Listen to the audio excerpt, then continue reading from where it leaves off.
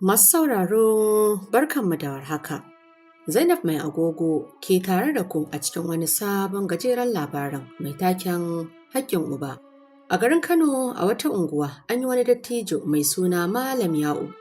Shi dai Malam Ya'u ya kasance mai ƙaramin ƙarfi ne, sai dai duk da haka ba a gidan haya yake zaune ba. Yana zaune ne a gidansa na kansa. Mutum ne mai dattako da kula da haƙƙin jama'a.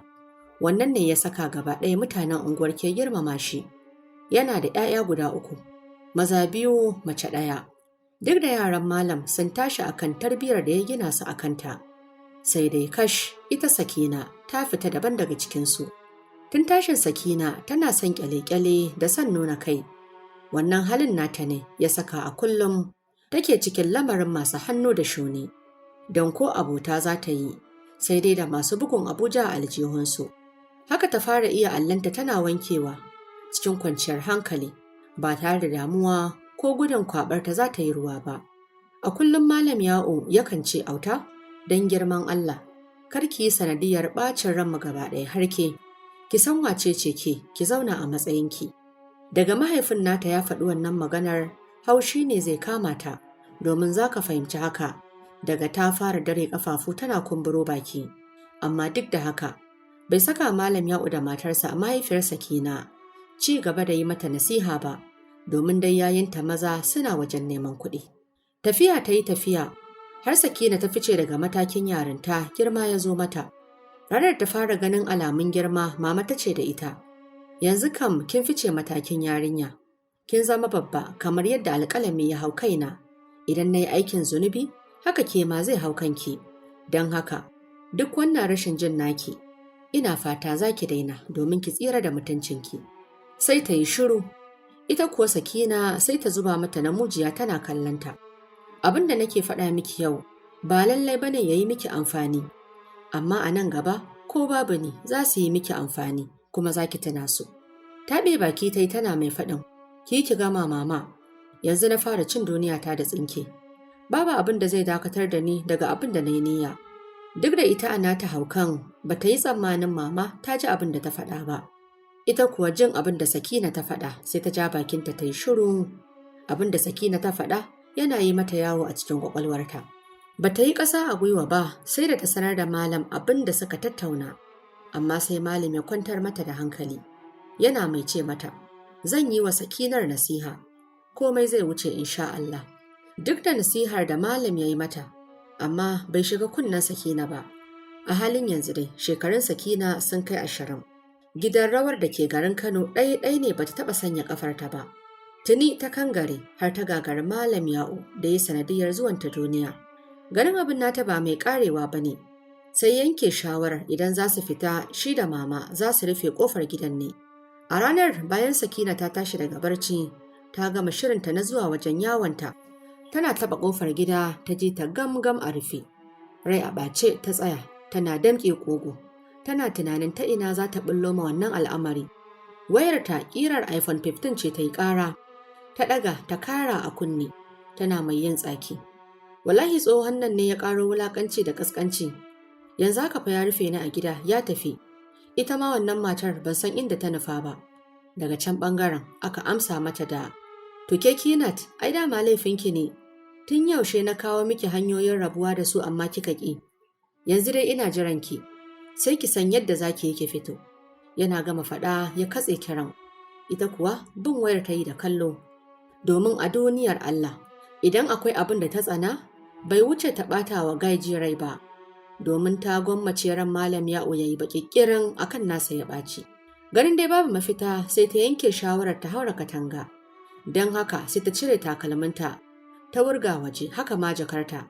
Kafin ta haura, ita kanta tana haki kai ka ce kamar wadda za ta samu wata aljanna a cikin aikin da ta aikata. Ganin ta yi nasarar samun abin da ta yi niyya, sai kawai ta saki murmushi, ta saka takalminta wanda tsayinsa ya kai inci 2. Jikinta sanye da wasu riga da wando baƙaƙe.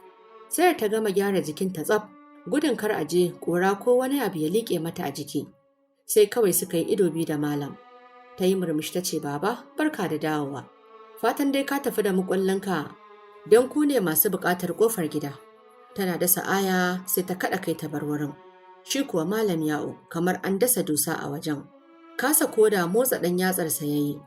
Sai da mama ta dawo ta gan shi a tsaye a wajen. Ta nufe shi tana salallami da salati. Ta fara tambayar malam menene ya faru. Ganin ba magana zai iya yi ba sai ta kama hannunsa suka shiga cikin gida ta zaunar da shi.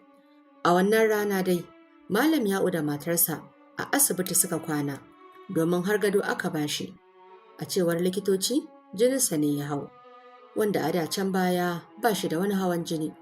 Washe gari tun da safe mama ta samu waya yar touch ta kira 'ya'yanta ta buƙaci su taho gida. Suna isowa suka zarce asibiti. Ita kuwa gogar bayan ta dawo gida ta gan shi a rufe. Bata tsaya tambayar kowa ba, ta waiga ta ga babu mai kallanta.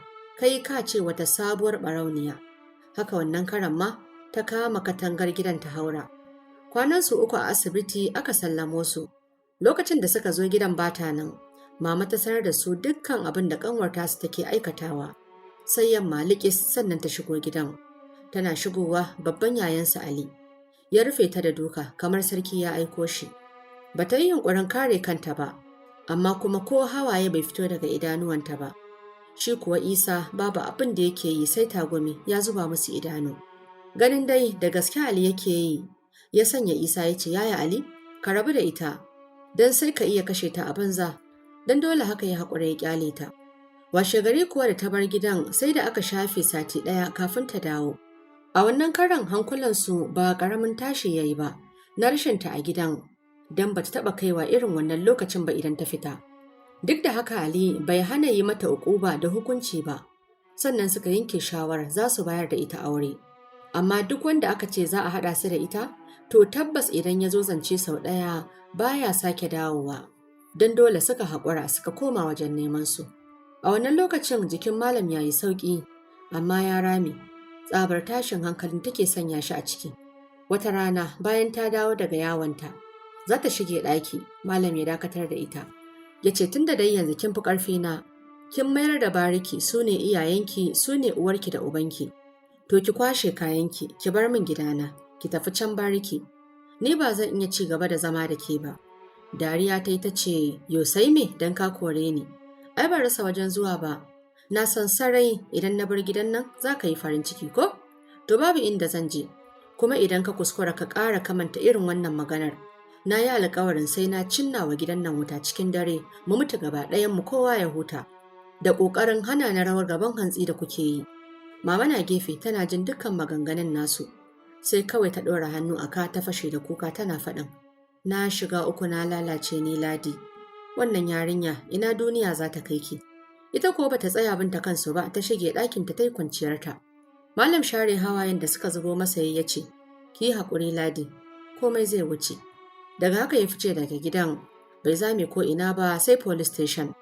Can da yake ba su labarin abin da ya faru yana kuka ya ce, "Ofisa, don Allah ne dai a yi min tsakani da ita. Kar ta zo ta hallaka mu a banza." Nan aka ba shi jami'ai suka tafi gidan domin a zo da Sakina. Nan suka rufe ta a sel.